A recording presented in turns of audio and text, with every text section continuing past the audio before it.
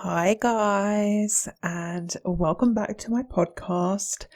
It's a new year. Thank God, because 2020 was a fucking shit show. I don't usually get hyped up about a new year. New Year's, it just doesn't do it for me. I never have New Year's resolutions or anything like that. I am more a New Year, same me kind of girl. I just don't believe in setting resolutions for each year. I have goals in general, but they're just things that I want to achieve in life, and it's not like it's a January 1st situation, you know? But this year, I kind of feel like it's a little bit different because 2020 was so fucking shit that I do feel like I've come into 2021 with hopes and aspirations and an overall feeling of thank God last year is over, which is weird because we still have last year's issues continuing into this year. They didn't magically disappear overnight. We still have the virus, we are still in tier 4 with no idea as to how much longer until we can start to get back to normal. The government is still wishy-washy. There's this whole thing about primary schools. Some primary schools will open, others will close, and now all primary schools are going to stay closed and have delayed opening dates to them because our cases here in the UK are still very high. We're breaking records and not in a good way. So things are still basically looking grim, there's still work to be done. And it's so weird because I think back to this time last year when life for us was same old for the time, as in a year ago, back then. Work was busier than usual, but fun. We were in the office. I can't even remember what that feels like. We were actually in the office with our colleagues. January is always a bit of a depressing month, isn't it? Because the high from Christmas and New Year's, it's all worn off. And you feel like crap because you've been eating shit for 2 weeks straight and drinking way more than usual. The dark mornings are awful, the dark evenings are awful.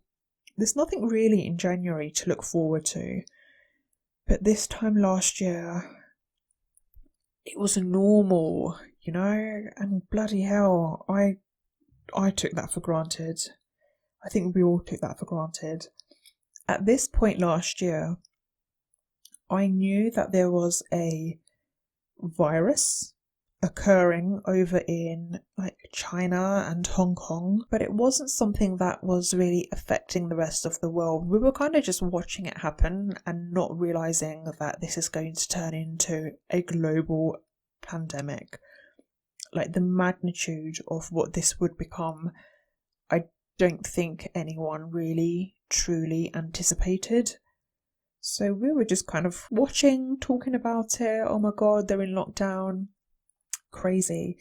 Who knew that 3 months later, not even 3 months, or maybe 2.5, if that, we'd be talking about a potential lockdown in the UK. I can't remember when we officially went into lockdown. I think it was March or April. I remember sitting in the office and talking about, could the UK go into lockdown the way that they had over in Hong Kong? And there was talk of us kind of doing 2 weeks in the office, 2 weeks out of the office, 2 weeks in the office, 2 weeks out of the office. Next thing we know, we're all working from home for the foreseeable future. Don't go in. Meetings over Zoom. Zoom meeting after Zoom meeting after Zoom meeting. Even just to be able to talk to your friends and to be able to see them as well. It's such a crazy time that we're living in. It's mental. And even back then, like when we first went into lockdown and we first went into working from home, it was kind of like, to begin with, being able to work from home, that was great. Like the magnitude of what this virus was still yet to become, it still hadn't hit yet, because we weren't getting all of those daily updates of the cases and the deaths. I think it really struck like a couple of weeks into lockdown, because initially I remember it was kind of like, oh, we'll go into lockdown, but the summer months will kill off the virus and then we'll like just go back to normal.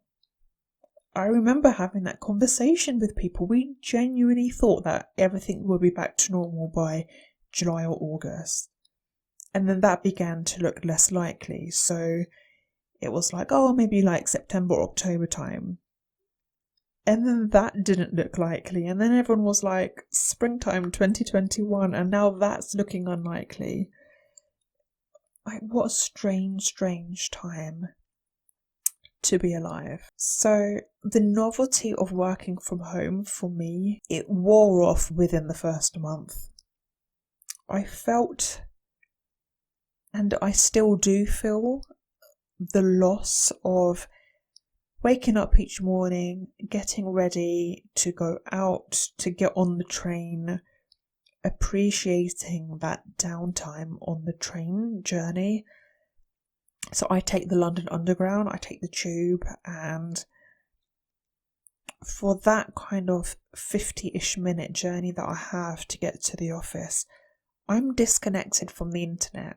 All I have is my music and a good book. And I always really appreciated that time of not being able to do anything, just sit and read or listen to my music. Can't browse the internet, can't do nothing like that, nothing to distract me other than a book or my music.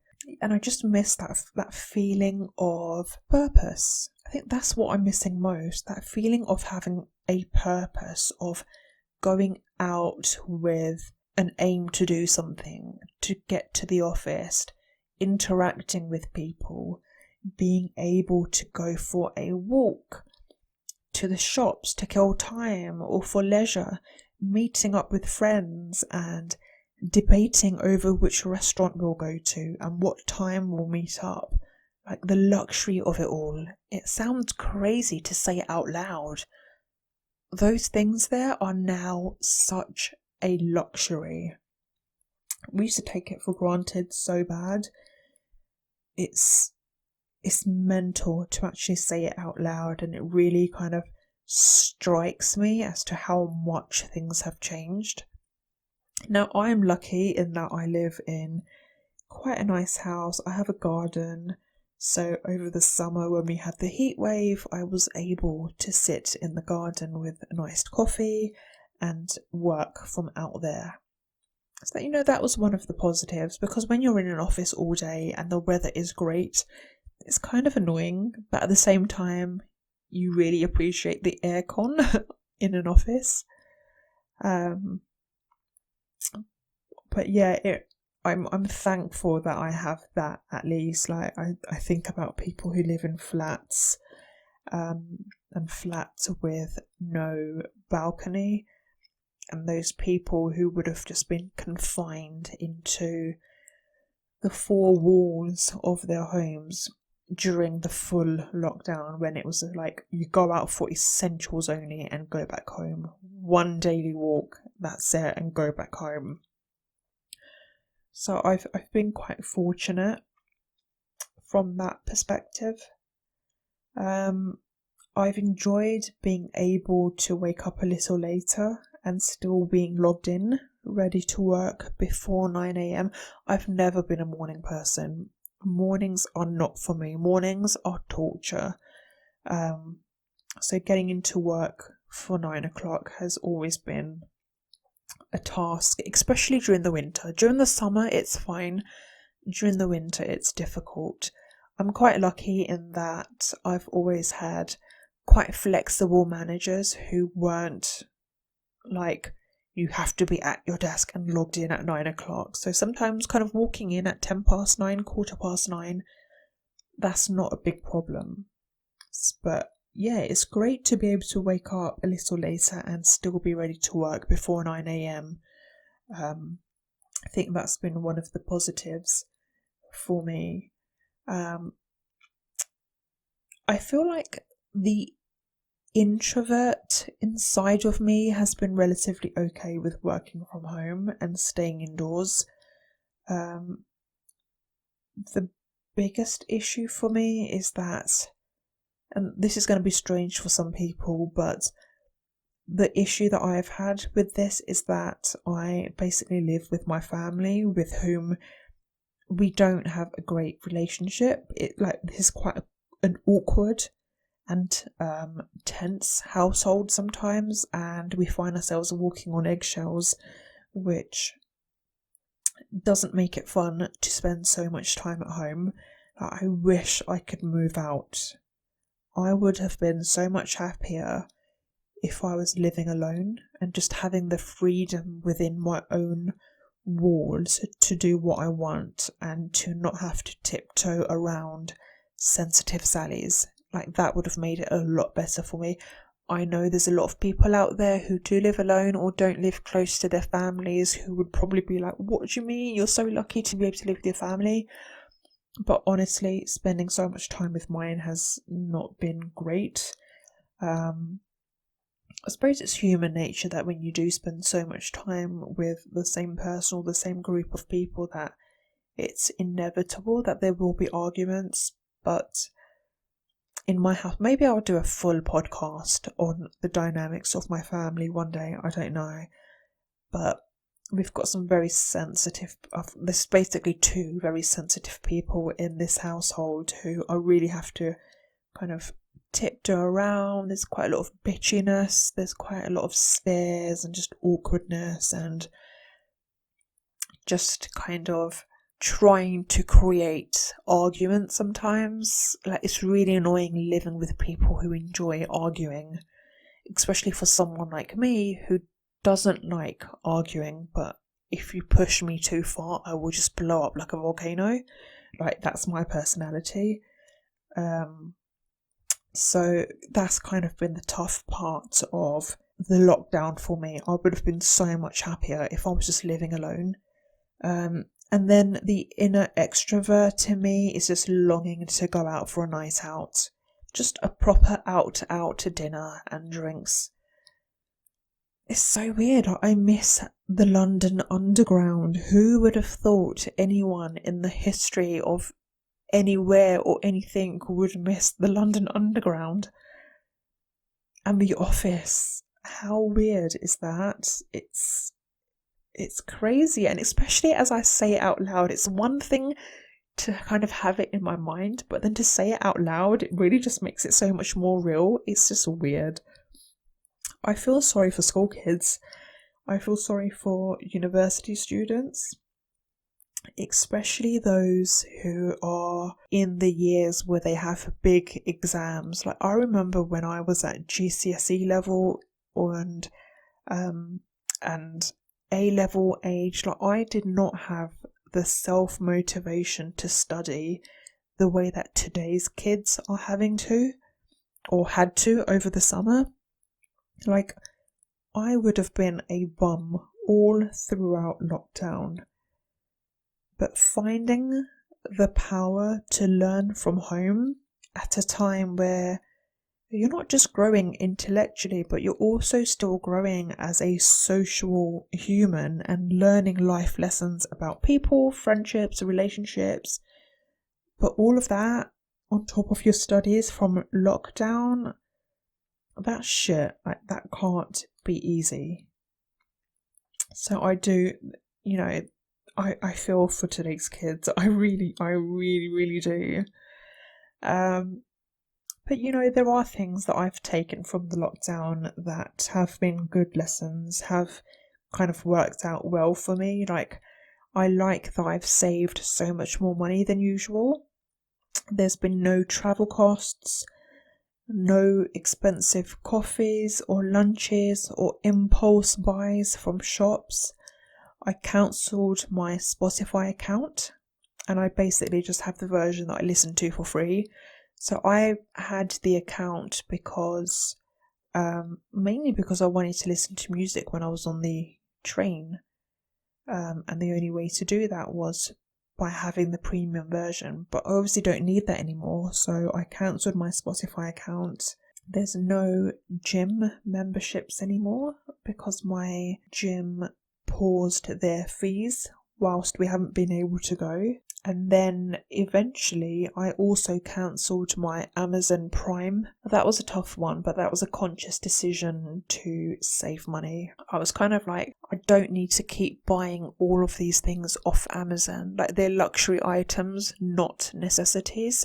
So yeah, I made the decision to cancel Amazon Prime. And like when I add it all up, that's a lot of money that I'm saving. So that's been one positive out of the year. And hopefully, now that I'm saving money, hopefully I can get myself onto the property ladder and move out of this house. So that's one of my goals for next year. One thing that I really don't like, other than the virus itself and kind of what it's done, in terms of people's lives and people getting ill, because that's like just stating the obvious, right?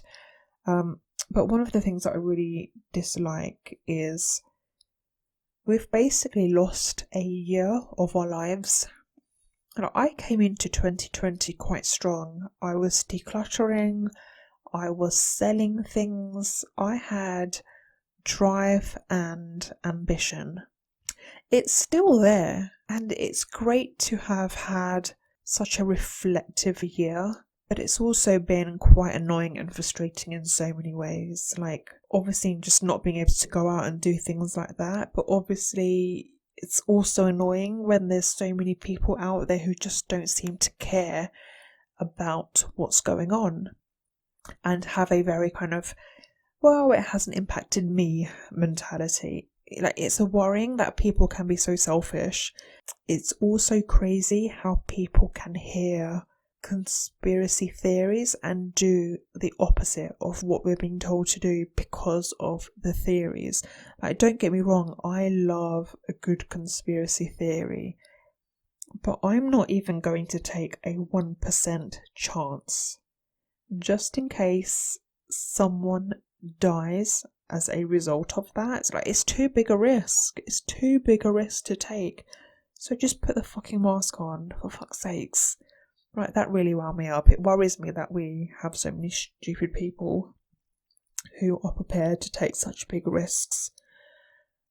So yeah, a rocky 2020 to say the least.